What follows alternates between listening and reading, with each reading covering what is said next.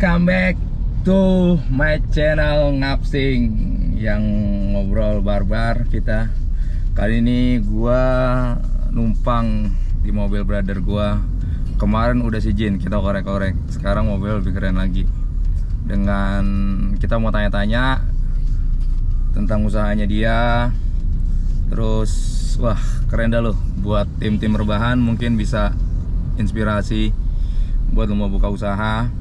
Dimana dia juga punya motor yang keren. Itu belum sempet dia pokoknya wah, lo buat lo kaum-kaum rebahan anak muda harus bangun. Lo contohin dia, kita minta masukan buat lo yang pengen usaha.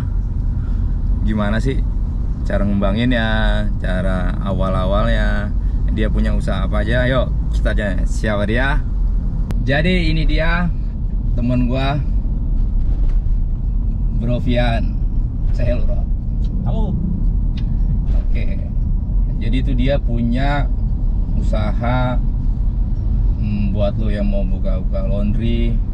Tapi kita tanya-tanya mobilnya dulu sih. Mobilnya ini keren banget. Udah ganti velgnya, terus di custom dalemannya.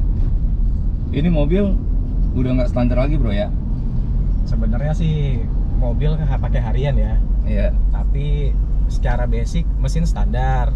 Gue nggak mau oprek-oprek berlebihan karena buat harian. Oh. Jadi gue nggak terlalu over banget lah untuk modif. Paling tampilan ya. Karena gue lebih ngutamain penampilan biar looksnya itu bikin gue nyaman juga dilihat sama gue pakai. Kalau masalah lari, gue bukan pembalap, jadi nggak perlu lah untuk kencang-kencangan. Standarnya udah kencang. Tapi itu pelek udah lu ganti pelek berapa, Bro? Pelek standar ini kan bawaannya ringnya 18. Oh, ring 18 ya. Ini gue ganti ring 20 biar kelihatan gede aja sih untuk di kaki-kaki kan. Terus gue pasang stabilizer di bawah biar balance. Bagian belakang untuk kaki-kaki kayaknya di situ aja sih. Terus gue untuk di luarnya itu gue ganti headlamp. Headlamp gue ganti biled. Ini udah pakai biled sih bawaannya. Tapi gue ganti yang bisa 3 mode. Untuk lampu utamanya yang bisa kuning, putih sama kuning putih. Jadi kalau misalkan kabut atau hujan bisa tembus tuh. Untuk fog lampnya gue pakai Pro 7 yang lebih terang lagi buat bantu penerangan lampu utama. Keren. Itu iniannya depan apa, grillnya ya? Grill gue ganti juga. Ganti ya itu ya? Grill gue ganti yang nggak terlalu pasaran. Jadi gue ganti biar kelihatan elegan aja sih. Nantilah dilihatlah di video selanjutnya. Nah tuh Ngap, jadi lu bisa dengerin tuh Ngap. Pokoknya nanti gue kasih lihat deh velgnya tuh kayak gimana, depannya kayak gimana. Pokoknya tapi buat lu ya, kalau tim rebahan mungkin lu beli mobil ini masih banyak mikirnya. Karena buat kebutuhan lo ya, buat yang lebih aja duitnya menurut gua. Tapi lo harus kerja keras tetap. Oke. Nah terus dalamnya ini, Bro, udah banyak juga ya yang lu ganti. Untuk dalamnya itu gua kasih konsep untuk kulit jok ya, sama interior di dashboard itu warna merahnya agak-agak merah marun ya. Karena itu inspirasi dari mobil mewah yang pasti ya. Jadi biar kelihatan ikut mewah juga nih mobil, gue kasih itu. Dan biar nggak pasaran aja sih, karena lebih ke karena kita pakai setiap hari nih, jadi ngelihatnya itu juga jadi kayak nggak monoton, jadi ada nuansa warna cuman nggak terlalu nyentrik juga. Untuk dalamnya udah gitu. Untuk di dalam ini gue pasangin untuk apa ya, sebenarnya sih lebih ke safety first aja sih. Kamera depan belakang sama untuk dalam juga. Kenapa? Karena banyak insiden di luar, takutnya kita ada something di mana kita tabrakan sama orang, atau enggak kita ada sesuatu yang kita curigai dari luar, kita nggak bisa tuduh sembarangan, atau enggak kita nggak bisa buka opini sendiri kalau kita benar. Jadi gua pasang CCTV biar kita ngerasa aman, kalau ada apa-apa kita ada bukti gitu loh. Jadi semua gue lengkapin, CCTV di arah ke depan, ada ke belakang, sama dalam interior juga gue pasang. Mantap. Terus ini kulit joknya juga ya? Ya, sarung jok ya. Kulit joknya ini gue pakai kualitasnya itu yang lumayan bagus ya. Jadi bisa dibilang setara, hampir mirip kayak kulit asli. Jadi karena gue berhubung kulit asli lumayan lebih mahal lagi, jadi gue pakai yang di bawahnya sedikit. Jadi kenapa? Karena biar pertama lebih mirip kulit asli, Kedua, biar nyaman juga didudukin karena bahannya nggak panas. Kalau misalkan sintetis itu biasanya kita dudukin tuh ntar kita keringetan belakangnya. Seperti itu. Ini tetap adem ya? Jadi ini tetap adem karena dia nyerap hawa dia. Hawa kalau misalkan kita kasih dingin dia dingin, kalau kena panas ya lumayan gitu. Nah, itu untuk dengan kulit jok segitu terus interior kayak gini tuh habis berapa, Bro? Kalau untuk interior di jok dulu ya. Jok sama semua pokoknya yang serba kulit yang gue balut kulit ini sampai ke door trim itu gue kurang lebih habis 10,5an. 10,5. Jadi 10,5an itu juga gue agak-agak nego lagi ya sebenarnya. Kalau nggak nego masih di atas itu. Jadi kita harus pintar-pintar juga ya. Jangan pasrah juga. Tetap yang namanya nego itu berlaku di Indonesia. Oke. Nah, lu dengerin tuh. Untuk jok aja sarungnya itu hampir ceban. Ceban kalau lu mungkin ya motor Beat lah. Motor Beat yang second yang pakai karbu tuh buat anak-anak tahun mini. Nah, kita tanya lagi nih, dia tuh lu buat yang mau rekomen buat usaha-usaha dia juga bisa lo buat ngebantu lo kalau lo mau buka laundry atau resto atau lo buka coffee shop, dia juga bisa lo. Maksudnya lo bisa konsul sama dia. Gimana sih dia awalnya mulai itu jatuh bangunnya juga pas lagi Covid, sempat bangkrut dan harus bangun lagi. Nah, itu Bro, waktu itu awal mula usaha itu buka coffee shop dulu ya? Enggak, jadi pertama ini gue buka usaha itu waktu itu masih posisi gue juga karyawan di perusahaan swasta. Dan gue merasa di situ kayaknya gue butuh sampingan nih. Sampingan apa yang gue cari waktu itu? Nah, konsepnya waktu itu kebetulan gue berdua sama temen gue. Jadi gue kerjasama bukalah sebuah cucian motor steam. Nah, dari situlah gue collab dia berdua ya selama 1 tahun. Nah, di tahun kedua akhirnya gue ada perselisihan. Intinya lu orang jangan coba-coba kalau mau usaha collab sama temen sendiri ataupun saudara. Kalau bisa usaha sendiri kenapa enggak? Lu masih punya kaki 2, lu sanggup lah sendiri ya. Nah, dari situlah gue pecah. Akhirnya gue ambil alih sendiri. Pas gue ambil alih sendiri, lumayan lah ada peningkatan.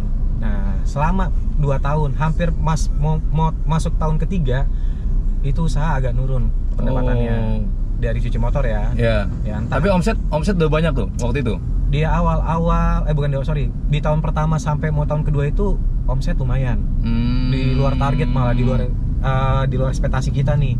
Cuman pas udah masuk tahun ketiga tiba-tiba gue banyak penurunan. Itu gara-gara clash sama teman lo itu atau gimana? Oh enggak, di luar itu karena gue sama teman gue itu udah nggak kongsi itu di tahun kedua. Jadi hanya 1 tahun aja. Ada something di mana yang bikin gue nggak cocok sama dia, akhirnya kita pecah. Gue ambil alih, akhirnya gue jalanin tuh selama 1 tahun 7 bulan ke depannya. Nah, di mulai tahun ketiga itulah agak kolaps. Kenapa? Mulai dari karyawan, customer, padahal fasilitas udah gue bagus-bagusin. Mulai dari free wifi, gue sediain air aqua, terus apalagi ya, gue kasih free cuci 5 kali cuci free 1 kali. Dan segala macem. Tapi balik lagi ya, namanya rezeki itu udah diatur. Dan akhirnya gue harus putar otak nih. Gimana caranya jangan monoton ini aja gitu. Jadi di situ gue ambil alih dengan berpikir, wah kayaknya harus geser nih dari usaha ini nih.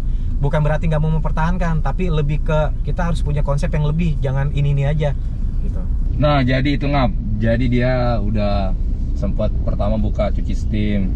Nah, ini terus yang kedua itu lu langsung ke makanan, ke food. Jadi setelahnya itu gua coba cari peruntungan di kafe ya. Di kafe. Konsepnya itu nggak kafe-kafe banget. Gue pengennya tuh konsepnya tuh tempat nongkrong yang nggak terlalu mahal ya kelihatannya. Ternyata gue bikin mungkin kelihatannya jadi orang takut ke tempat gue.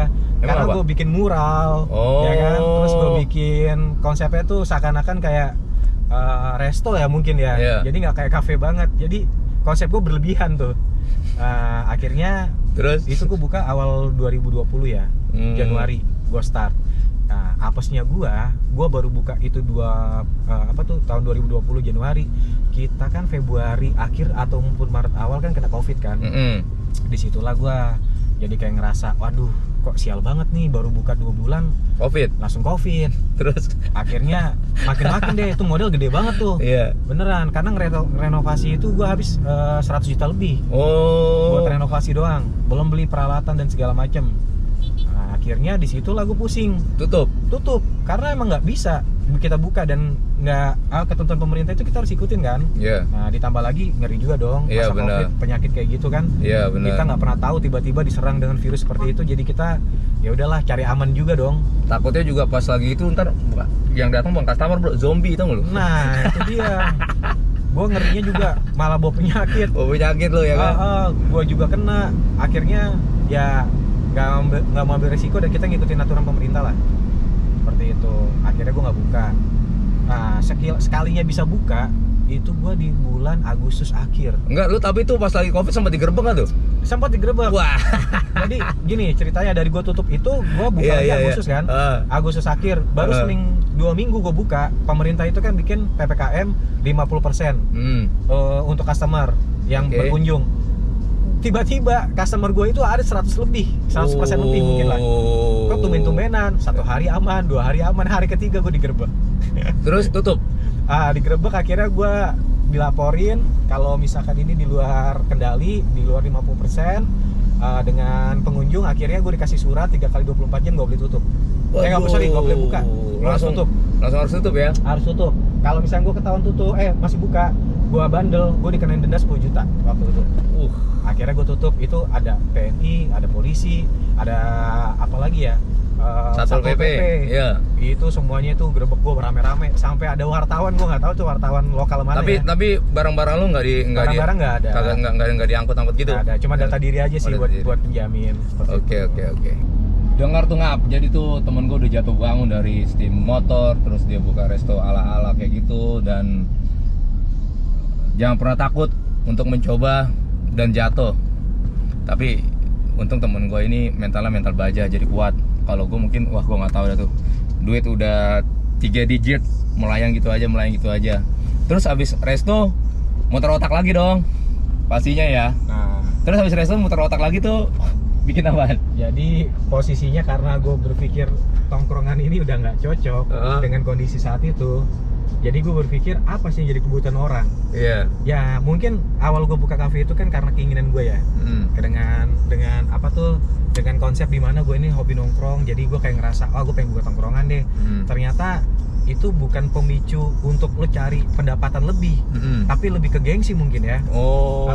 Jadi kayak lo semacam hanya mencari jati diri, bukan cari penghasilan. Jangan lo coba-coba seperti itu. Jadi akhirnya setelah dari kejadian itu gue berpikir apa yang jadi kebutuhan orang sekarang. Nah, gue berpikir kalau misalkan makanan, gue di kafe pun juga itu konsepnya makanan. Tapi makanan ini gue rasa orang bisa milih. Iya. Gitu loh. Kalau apalagi kalau misalnya kita bikin nggak cocok rasanya sama orang lain. Oke. Nah, akhirnya gue hilangkan lah di situ. Akhirnya gue berpikir apalagi. Nah, terpikirkanlah temen gue itu ada buka laundry. Nah, dari temen gue buka laundry itu, gue berkaca kalau laundry ini kan orang pakai baju. Bener. Dan baju ini selalu pakai setiap hari. Iya. Selain makanan ya. Dan gue berpikir kalau laundry ini kayaknya orang nggak akan milih-milih kok, selama itu bisa lo kasih kualitas yang standar-standar aja lah. Bener. Rapi, wangi, bersih, udah itu aja. Kan laundry itu nggak muluk-muluk, hanya di situ aja. Akhirnya gue cobalah buka laundry. Nah, gue buka laundry, gue banting setir, tempat kafe itu gue rubah jadi laundry. Jadi sisa-sisa kafe ini masih ada sebenarnya. Cuman gue hilangin perabot-perabotannya sama meja-meja, gue cleanin semuanya. Nah terus itu lo clear area semua tuh. Habis dari situ langsung lo buka laundry. Ya, nah terus gue buka laundry. Jadi ceritanya itu di cabang pertama yang sekarang jadi pusat. Jadi gue buka laundry itu awalnya itu gue otodidak ya, nggak belajar sama siapa-siapa. Lihat YouTube pun juga masih jarang-jarang lah, karena gue nggak sengaja ketemu iklan di grup Facebook yang jual paket laundry lengkap siap buka. Gue belilah di situ, ya kan. Gue nggak pakai berpikir panjang, gue langsung oke lah, gue buka aja deh, gue beli gitu kan. Ternyata pas gue beli, gue Kena bisa juga? dibilang kena apes ya. Kenapa? Apes Oh, lagi. tetep ya. Apes lagi. Oh. Kenapa? Alat-alat yang gue beli ini ternyata rongsokan semua. Masa? Iya, jadi gue bukan dikasih barang baru, barang Waduh. second. Udah gitu, barangnya itu karena gue sangat-sangat vakum sama dunia laundry, jadi gue nggak tahu nih kualitasnya apa-apa. Ternyata itu mesin bobrok semua lah istilahnya lah. Bahkan begitu gue udah dikirimin barang, yang gue pikir gue siap tinggal buka, berjalan, ternyata gue ditinggalin. Oh. Jadi kita nggak tahu apa-apa nih. Oh, lu dikasih barang doang gitu? Dikasih barang doang, nggak di training, nggak apa segala macem. Oh, gila juga. Akhirnya apa, dari situlah gue mulai berpikir sendiri kan, mau nggak mau nih, udah keluar duit, dan itu gue beli di atas 50 juta paketnya. Wush. Itu terlalu mahal menurut gue ya, karena karena menurut gue harusnya gue di atas 50 juta itu gue dapat barang apa aja, sekarang gue udah paham nih. Jadi konsepnya lebih ke apa-apa kalau bisa lu harus telaah dulu nih, lu pelajarin dulu. Jangan lu nekat sih oke, silakan lah, itu wajib lu nekat, tapi jangan nekat bodoh, konyol kayak gue gitu. Oh, berarti lu bener-bener yang dari nol yang nggak tahu apa-apa, harusnya lu reservasi dulu ya. Bener, jadi minimal lu tuh ada pelajaran materinya, lu harus tahu konsepnya, terus lu harus punya perencanaan dan segala macam. Jadi posisi gue di situ tuh kayak udah kayak, gue pasrah aja deh. Kebetulan ada yang nawarin siap buka, oke lah gue terima aja lah. Ternyata gue terima mentah-mentah, bener-bener gue muntahin lagi tuh akhirnya. Ya, tapi kan semenjak itu kan lu dapat pengalaman ya kan. Tapi kan sekarang udah berapa cabang? Udah 100 ya? Amin. Pengennya juga gitu, tapi belum lah. Kita bertahap pelan-pelan. Iya, tapi kan udah berapa cabang ya kan? Jadi terus ngembangin sayap lo. Gue itu mulai laundry itu anggap aja 2021 awal Februari gue mulai buka laundry start. Itu cabang pertama itu yang bekas cafe itu ya. Baru tuh. Nah, dari situlah akhirnya gue punya akar-akar yang lain. Nah, akar-akar yang lain ini bisa timbul karena perjuangan juga nih. Oh, perjuangan juga ya. Jadi pertama gue buka, gue jujur aja belum ada omset apa-apa selama 4 bulan. Iya. Itu nihil, kok bisa dibilang. Akhirnya gue jalanin pelan-pelan sampai gue berpikir kalau cuma punya satu cabang kayaknya nggak worth it nih. Iya. Harus nambah nih buat nutupin AIUEO lah istilahnya. Akhirnya gue punya motor X-Max, gue jual tuh. Oh. Gue punya motor X-Max waktu itu pertama kali gue beli, gue jual untuk cabang kedua. Oh, modal ya? Iya, modal cabang kedua gue buka. Akhirnya gue buka lah yang cabang kedua tuh, cerita. Dari cabang kedua itu gue buka, akhirnya gue berjalan. Alhamdulillahnya pusat gue ini yang cabang pertama ini ada peningkatan. Oh, mantap. Ada peningkatan. Nah, belajar dari kesalahan nih. Yeah. Akhirnya gue belajar sendiri. Akhirnya gue banyak lebih tahu, banyak cari tahu. Karena apa? Karena jujur, bener filosofi orang-orang bilang ya, orang-orang dulu bilang ya. Gimana? Di saat lu jatuh, itulah kebangkitan lu dimulai. Kalau lu nggak pernah jatuh, lu nggak akan tahu rasanya gimana lu bakal berdiri. Nah, dengan gue jatuh, jadi gue bisa belajar. Kalau gue nggak jatuh, mungkin gue nggak akan belajar. Jadi kayak ngerasa, gampang aja, begini gampang itu, nggak bisa. Jadi orang itu benar-benar harus dimana, bukan dia diharuskan, minimal kalau lu udah jatuh lu harus bisa bangkit. Benar. Nah, supaya gimana caranya lu jangan jatuh, lu belajar sama orang yang udah pernah jatuh, gitu loh. Jadi lu tahu belajar gimana cara berdiri. Mantap. Tuh dengerin tuh gimana caranya lu bisa berdiri lagi, bukan berdiriin yang lain, ya. Denger tuh. Jadi menurut lu bro, buat masukan buat orang-orang yang baru mau usaha, gimana nih sebelum kita akhirin obrolan kita? Saran dari gue sih sebenarnya kalau misalkan untuk para pemula yang belum pernah buka usaha ya, kayak contohnya gue waktu itu juga coba-coba usaha. Kalau lo kan nekat. Nekat konyol nih, banyakan. Tapi dari konyol itu jadi punya pelajaran dan ilmu yang gue dapat dari diri gue sendiri. Intinya lo pertama harus punya kepercayaan diri. Lo harus percaya diri, lo jangan pikirin ruginya doang, tapi lo harus juga pikirin untungnya. Setiap usaha, gak usah usaha, lu mau dimanapun, lu mau kemanapun, lu pasti ada untung namanya rugi. Nah, lu jangan selalu pikir ruginya doang, lu harus pikirin untungnya juga. Nah, jadi lu harus pede dulu nih, percaya diri. Yang kedua, lu harus punya niat dan tekad yang benar-benar lu buletin. Ya lu harus kuatin. Modal. Kalau modal sebenarnya gini, nggak semua usaha itu lu juga didasari dengan modal ya. Tapi munafik dan bullshit lah kalau nggak pakai modal juga Iya. nih, ya kan? Intinya gini, kalau bisa lu berpikir jangan gimana modalnya, Ya, gimana, tapi gimana? gimana entar, jangan entar gimana, ya. Oke. Gimana entar, jangan entar gimana. Jadi lo punya pemikiran dibalik. Oke. Jadi lo sekarang jalanin, gimana entarnya aja, jangan entar gimana ya. Cakep nih. Jadi lo harus nyemplung dulu aja. Karena apa? Kalau lo udah nyemplung, apapun itu lo pasti lo lakuin. Lo pasti punya pilihan, lo punya pemikiran, itu akan keluar, akan kebuka dari kepala lo sendiri. Karena kalau lo udah nyemplung, lo pasti akan berusaha untuk naik, keluar dari kolam itu. Lo nggak mungkin terus-terusan di kolam itu. Intinya sih sedikit cerita ya begitulah kira-kira lah. Mantap. Jadi lo udah, nanti kita ngobrol lebih panjang lagi lah. Mungkin ini hanya obrolan singkat gua buat lo, referensi lo buat buka usaha, jatuh bangun ya. Jadi lo jangan pernah takut untuk mencoba. Oke. Segala sesuatu nggak bakalan bisa tahu kalau lo belum dicoba. Jadi lo tetap jangan lupa support juga channel gua, Ngapsing Channel, yang obrolan mungkin yang masih belum penting tapi setidaknya masih ada baik-baiknya juga lah buat lo orang.